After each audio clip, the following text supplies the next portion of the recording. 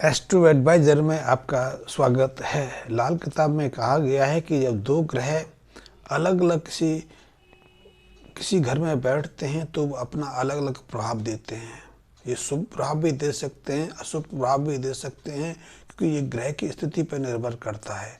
लेकिन जब दो ग्रह एक साथ मिलकर किसी ग्रह में स्थापित हो जाते हैं तो वो अपना प्रभाव या तो बढ़ा लेते हैं या फिर अपना प्रभाव ना देकर किसी तीसरे ग्रह का प्रभाव देते हैं।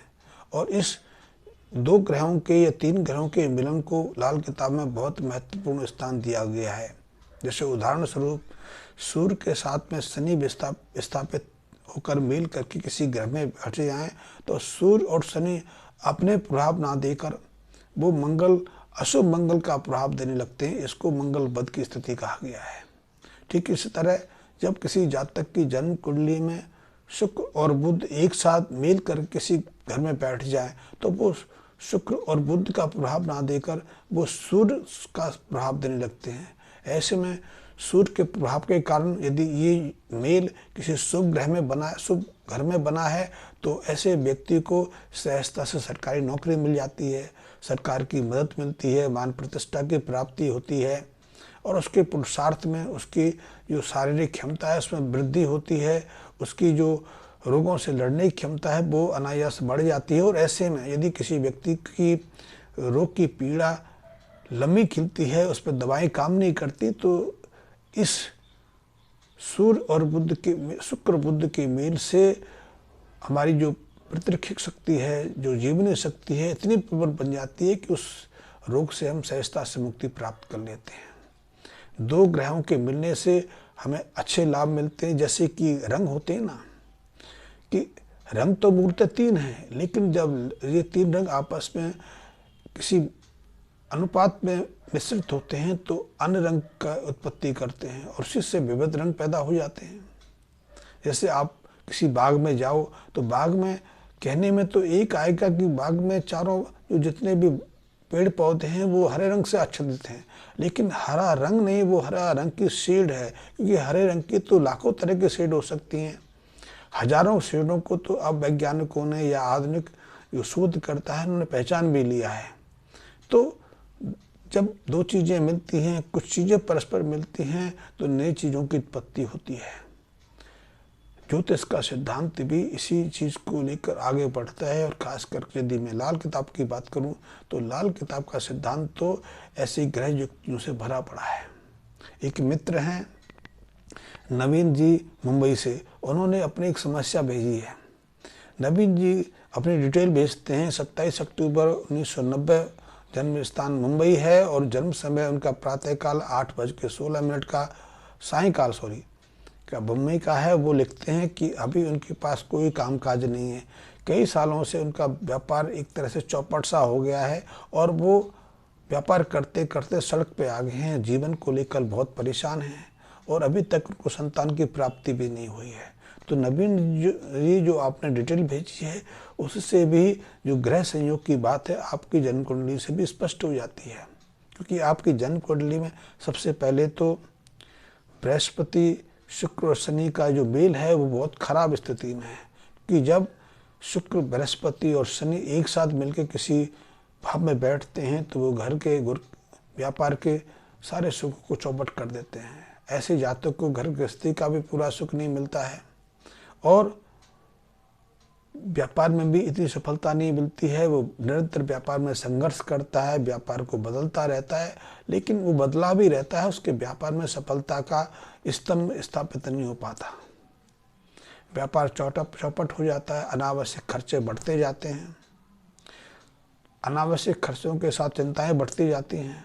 दूसरा, आपकी जन्म कुंडली में 6वें स्थान पर जो मंगल बुध का मेल है वो भी अशुभ स्थितियां बना रहा है। क्योंकि जब 6वें स्थान पर बुध मंगल के साथ मेल करते हैं तो संतान में भी परेशानी आती है, पति पत्नी के संबंध में परेशानी खड़ी होती है। पति पत्नी का जो ग्रस्त सुख है वो व्यक्ति को पूरा नहीं मिल पाता है, उसके सुखों में भी कोई ना कोई विघ्न बाधा खड़ी होती रहती है। पत्नी का सहयोग घटता जाता है या पत्नी के जो संबंधी हैं, जो ससुराल पक्ष है, वो अंतर प्रवेश करके वो अपने को इन्वॉल्व करके वो भी कई तरह की परेशानियां खड़ी करना शुरू कर देता है। संतान के सुख तो ऐसे जातक को मिलने बंद ही हो जाते हैं, क्योंकि ये सारी अशुभ स्थितियां व्यक्ति के जीवन में दुखों का पहाड़ खड़ा कर देती हैं। तो ऐसे में नवीन जी, मैं आपको कुछ सुझाव देना चाहूँगा। सुझाव तो ये देना चाहूँगा कि आप लाल किताब संबंधी उपायों को प्रयोग करके देखें। इन प्रयोगों से 3 महीने के अंदर अंदर आपके जीवन में परिवर्तन भी आएगा, क्योंकि ये ऐसे प्रयोग हैं जो हमारे कर्म से, हमारे व्यवहार बर्ताव से हमारे ग्रहों को प्रभावित करते हैं। और जो ग्रह युक्तियाँ हमारे जन्म कुंडली में स्थापित हो जाती हैं, उनके प्रभाव से हमें मुक्त कर देते हैं। यद्यपि इनका प्रभाव कुछ समय के लिए रहता है, लेकिन वो कुछ समय भी हमारे जीवन में एक बेहद परिवर्तनकारी होता है। ऐसे में आप जैसे ही ये उपाय करेंगे, आपका कोई ना कोई कारोबार स्थापित हो जाएगा, पति जी के साथ संबंध भी मधुर हो जाएंगे, और निश्चित रूप से आपका जो नया वर्ष जन्मदिन शुरू होगा उससे पहले पहले आपको संतान की खुशखबरी मिल जाएगी। तो इसके लिए सबसे पहले तो आप एक काम करें कि कन्यादान के मंत्रों के साथ में एक तांबे के पात्र में जल में थोड़े से चावल, थोड़ी सी देसी खांड और थोड़ा सा देसी घी, गाय का हो तो बहुत उत्तम है, वो रख के किसी मंदिर में आप इसको दान स्वरूप प्रदान कर दें। यदि मंदिर में कोई भंडारा चलता है तो आप भंडारे में दे सकते हैं। और चावल की मात्रा, घी की मात्रा और देसी खांड की मात्रा तो आपके सामर्थ्य पर निर्भर करती है। इस उपाय को 1 महीने के बाद दोबारा कर सकते हैं, या फिर ये उपाय तो आपको जीवन भर अपने वर्ष फल के आसपास करना ही करना है। इस उपाय से आपके जीवन में कई सुखद स्थितियाँ बनी रहेगी। लेकिन जब भी ये चीज़ें आप किसी मंदिर में दान करने जाएं तो उस समय या तो स्वयं कन्यादान के मंत्र पढ़ लें, या किसी पंडित से, कर्मकांडी व्यक्ति यदि आपको मिल जाता है, आपकी जान पहचान में है, तो उसकी मदद से आप इसको कर सकते हैं। इसके अलावा आप 7 शुक्रवार को 4 आड़ू की गांठें लें, गुठलियाँ लें, और उनमें सुरा करके काला सुरमा भर के उस सुरमा सहित आड़ू को सुनसान ज़मीन पर दबा के आएँ। सुनसान जगह चले जाएं, या कोई आता जाता ना हो, वहाँ गड्ढा खोदें और इन आड़ू की 4 जो गांठें, जो गुठलियाँ हैं, उनमें काला सुरमा भर के वहाँ दबा दें। और ऐसा आप निरंतर करते रहें। एक अनुपाय के रूप में आप करें कि कहीं आप जब आपके आसपास बारिश हो जाती है, या कोई पुराना पोखर हो, यदि बारिश है तो बारिश का पानी किसी खड्डे में भर जाता है, तो उस खड्डे से या पुराने किसी पोखर से आप थोड़ी सी कीचड़ उखाड़ के लाएँ। किसी बर्तन में, किसी बाल्टी में कीचड़ ले आएँ और उसको में छत के ऊपर उसका ढेर बना लें। उस ढेर में आपको मिट्टी का एक लोटा, मिट्टी का कोई पात्र लेना है, कुंजी लेनी है, या जो कुल्हड़ होता है ऐसा लेना है, उसमें देसी खांड भर के, और उसको ऊपर मिट्टी का ढक्कन लगा के उसको जो गूथा हुआ आटा होता है उसे सील कर लें। और इस मिट्टी के पात्र को आप जो पोखर से या बारिश के गड्ढे से जो कीचड़ लेके आए हो, उस कीचड़ के ढेर में इस मिट्टी के पात्र को दबा दें। ये उपाय भी आपको बहुत ज़रूरी करना ही करना है। इस उपाय से मंगल बुद्ध की शांति होगी और आपके जीवन में बहुत कुछ आएगा। मंगल बुद्ध की शांति के लिए आप एक और उपाय करें।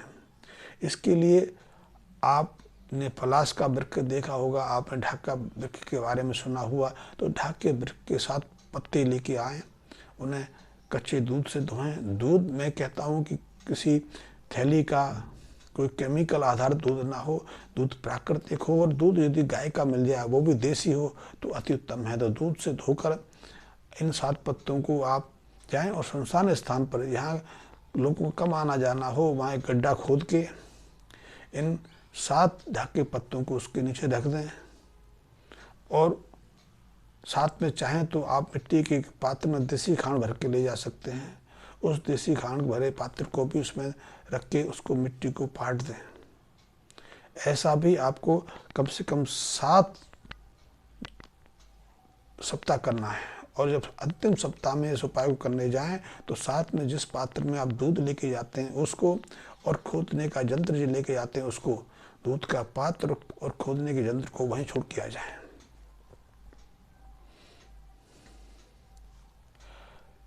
इस उपाय को करते करते निश्चित रूप से आपको संतान सुख भी प्राप्त होगा।